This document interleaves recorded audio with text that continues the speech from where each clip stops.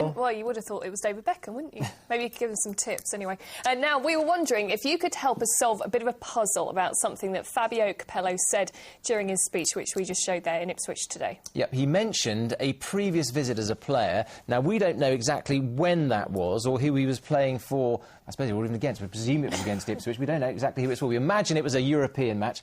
Well, if you'd actually... Perhaps you saw the game. If you did, if you know exactly when that match was, we'd love to hear from you. And if you know when it was, let us know via the usual email address. There it is, Jonathan and Becky at ITV.com. If you can shed a bit of light on when Fabio Capello played in our patch, we'd like to know about Clearly likes it here, doesn't he? Yeah, it's very right. good. How could he not? Now, we like to think that making TV is really hard work.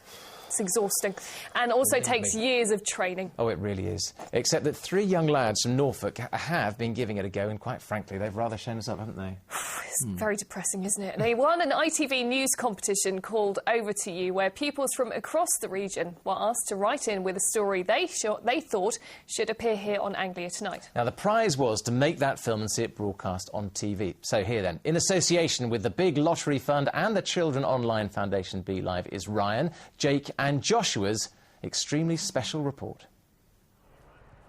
Our school, Methwold High, is on the edge of Britain's largest lowland pine forest. But it's not the pine trees all around us, instead for forest that we're excited about. You see, in our school grounds there are 2 very rare trees that grow naturally thousands of miles away in southeast China.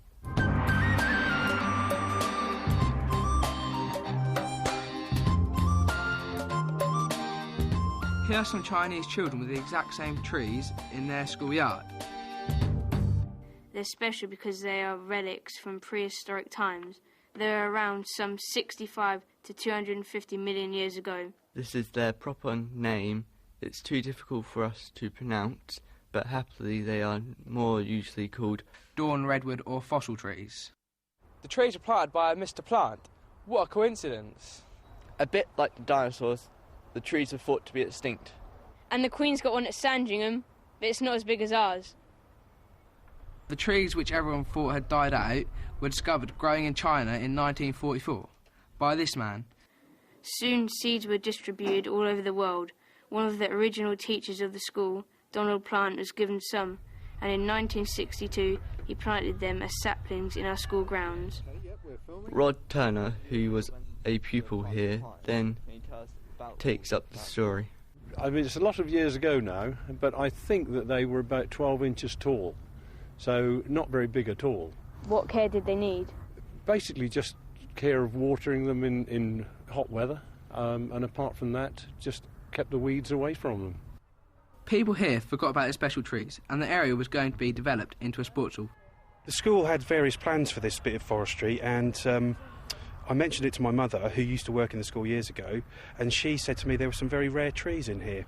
And after a bit of probing around, I found out that they were called metasequoias, and they were indeed very rare. Mr. Scarisbrick raised his hands in horror and said, "My goodness, stop, stop, stop. We have these very, very precious trees out in the back of the forestry plot, and there's no way that we can knock them down." And I said, "Well, what are you talking about?" And then he took me and showed me the two metasequoias. So no, I didn't even know that they were there. So the trees were saved, but we wanted to know just how rare they were. We invited an expert from Cambridge University Botanic Garden to take a look. You find them in places like Botanic Gardens, like Cambridge, very rarely in people's back gardens. So it's really nice to come across a couple in the schoolyard. It's really quite exciting. He then showed us some pictures from his own trip in the Sichuan province of China.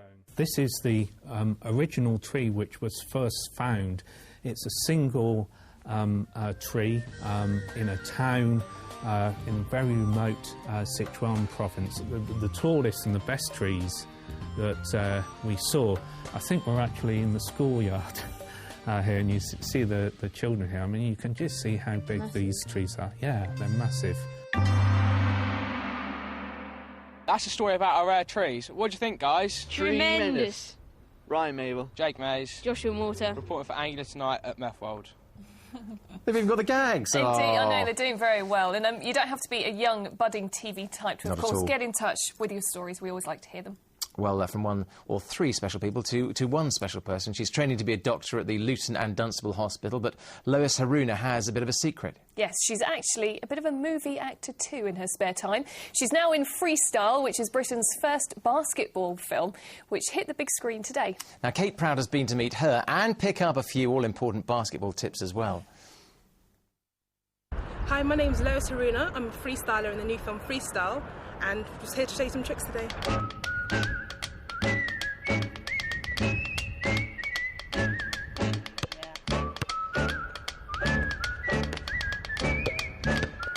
23 and in her last year of medical school, Lois Haruna from Luton isn't your typical freestyler. I started school in St Albans, college in St Albans, and I really wanted to play basketball, but there was nowhere for me to play, so I had to play by myself. I didn't have a basketball hoop in my garden, I didn't really know much about Luton, I didn't know where the courts were and things, so I just started kind of bouncing the ball by myself in my garden, practicing tricks and just trying to practice my ball control. Knowing about her skills, a friend suggested she audition for a new film about basketball, and she got the part. The storyline is classic Romeo and Juliet. A posh girl falls for a boy from the wrong side of the tracks when he coaches her to freestyle. Underlying theme of the film is kind of just showing the importance of education and freestyling and basketball, and just showing how the two worlds can mix, which I think for me as well is quite refreshing, because I am quite an academic person and I do love basketball as well. So I used to play a bit of basketball at school. How hard can it be?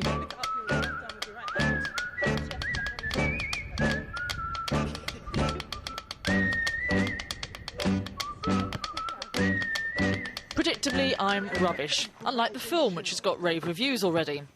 But a life in basketball isn't beckoning for Lois. The only passing she wants to be doing from now on is her end-of-year medical exams. Kate Prout, Anglia News, Luton. I'm not sure Kate's up to the Harlem Globetrotters quite yet, Oh, though, I don't do you? think quite. I'd love to be able to do some of those tricks. Even just that one. Yeah, Wrong really finger. good. You're quite sporty, though. How about some cricket freestyling? I don't think Do you they've think invented they it do yet. that? I'm not sure they could, I don't actually. know, maybe you could. That way. Right. Well, if you are a sports fan, you might like to know that the alpine skier Kwame Acheampong, otherwise known as the Snow Leopard, takes part in his first Olympic event in Vancouver this weekend. Kwame, who skis for Ghana, has never seen snow before until he began working at the Milton Keynes Snow Zone. He later moved to the ski centre in Hemel Hempstead, and he's going to be taking part in the giant slalom. Ooh, frightening. You probably do a bit better than some of the Brits. Right, here's what to expect on the national news in a couple of minutes' time. Coming up on the evening news, too much, too young. The calls tonight for a ban on the sexually explicit images bombarding our kids after a report warned. In the moment now, though, Rachel joins us in the studio. OK, yesterday, mild, spring-like. Today, miserable. And Sunday, it's getting worse. I know, there's a really big storm now expected on Sunday. And the Met Office saying we're going to get heavy rain and gale force winds. So, yes, quite a change from yesterday, I'm afraid. Horrid. And there's a serious side of this, isn't there? Because presumably this rain's going to be falling on saturated ground and, what, floods? Well, that's right. Well, we're expecting up to an inch or 25 millimetres of rainfall. And as Jonathan said, it's falling on ground that's already seen a lot of rain, so there is the risk of some localised flooding. But the weekend itself isn't a complete write-off. Saturday, in fact, is much calmer. So let's take a look at the details. And what can you say after a weather forecast like that, apart from to stay indoors? But don't blame Rachel, it's not her fault. You do try your best, don't you? You do. That's it till next week. We'll see you then. See you soon. Bye-bye.